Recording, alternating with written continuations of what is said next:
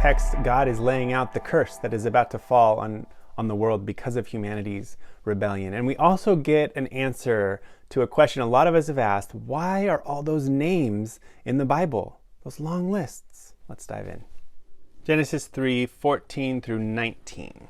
The Lord God said to the snake, "Because you did this, you are the one cursed out of all the farm animals. Out of all the wild animals, on your belly you will crawl, and dust you will eat every day of your life. I will put contempt between you and the woman, between your offspring and hers. They will strike your head, but you will strike at their heels." To the woman he said, "I will make your pregnancy very painful. In pain you will bear children.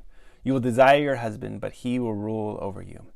To the man he said, "Because you listened to your wife's voice, and you ate from the tree that I commanded, don't eat from it. Cursed is the fertile land because of you. In pain you will eat from it every day of your life. Weeds and thistles will grow for you, even as you eat the field's plants. By the sweat of your face you will eat bread until you return to the fertile land. Since from it you were taken, you are soil. To the soil you will return."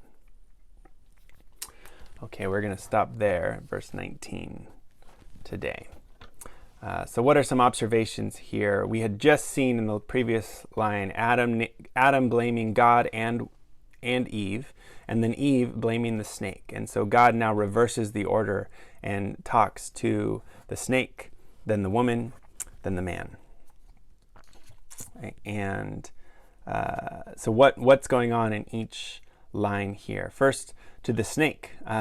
This is a very important verse throughout the rest of the Bible. "I will put contempt between you and the woman, between your offspring and hers." That's the biblical word there is seed, between your seed and hers.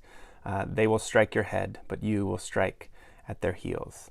And this, more just foreshadowing here, but this becomes a really important verse throughout the Old Testament and certainly into the New Testament. It's a great verse. It's one of the first that points us forward to Jesus, the seed of the woman who finally crushes the snake's head. But it's also, maybe it's a good answer for why are all those genealogies everywhere?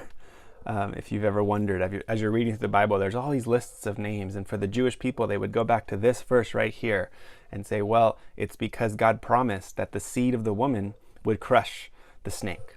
And so we're always looking for someone, an offspring of humanity. Someone is going to rise up one day who can finally crush the head of our enemy. And so all of those lists of names throughout the Bible should have us pause and yeah, they're boring, and we don't know any of those names, and why are they there?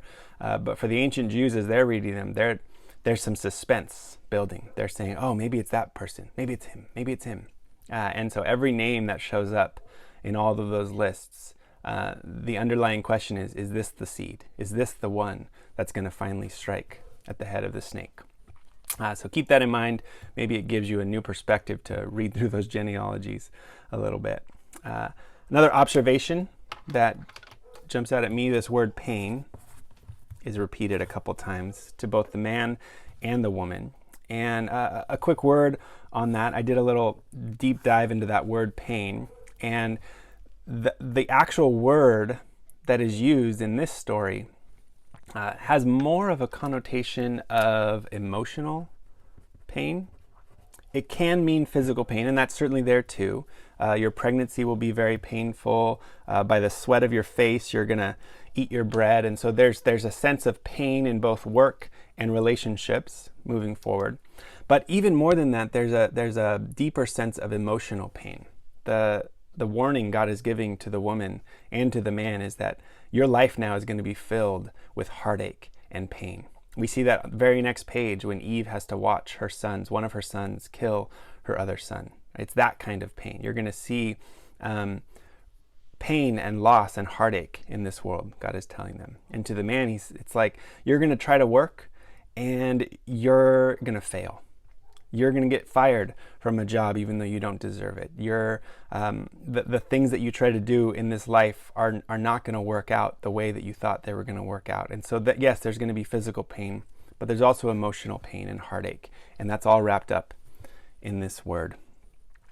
The other thing I just want to land on that really jumps out at me, this line here: "You will desire your husband, but he will rule over you." And both of those movements are a twist of how we were actually created to live. This is a curse, and we should never try to emulate a curse. And the way that God designed creation, we saw that a couple weeks ago, is we were created as these equal partners, standing side by side, being God's image bearers in the world, and we're getting our worth and our significance from God alone. But God says to the woman, you're going to stop getting your worth and significance from me, and you're going to try to get it from your husband. And sadly, he is going to allow that to happen, and he's going to use that and dominate over you. And so this kind of twisted relationship occurs in the creation. I think it also points down here. God, in pain, you will work, where you were supposed to be God's gardeners, and vocation was supposed to be fulfilling, and your life was supposed to be great. But now you're going to try to get your worth from your work instead of from God. And so in both of those scenarios, if we try to get our worth from another person, it's going to fail. If we try to get our worth and our identity in what we do rather than from God, it's going to fail. And I think we start to see that here, the breaking down of all of these relationships. Now, people are trying to get their worth and significance from another person and be fully fulfilled in another person rather than their creator. People are going to try to be fully fulfilled in their work, and it's going to consume them rather than getting their worth and significance from God alone.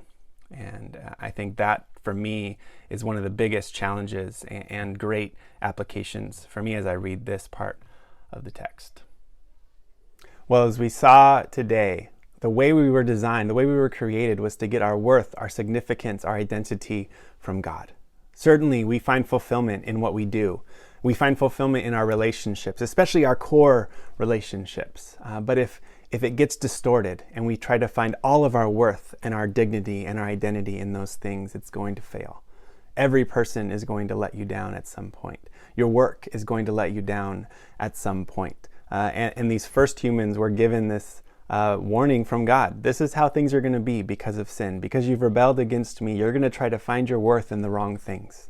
And so how do we get back on track to say, yes, I've been trying to get my identity from what I do. I've been getting my identity from my partner or from my friends or from the people that like me, and not from God, my creator. Is there a way this week that you're challenged to reorient your life back toward God? Don't be bent toward someone else or something else. And maybe take some time to reflect on that. What would it look like to reclaim your identity, your dignity, your worth in your relationship with your creator alone?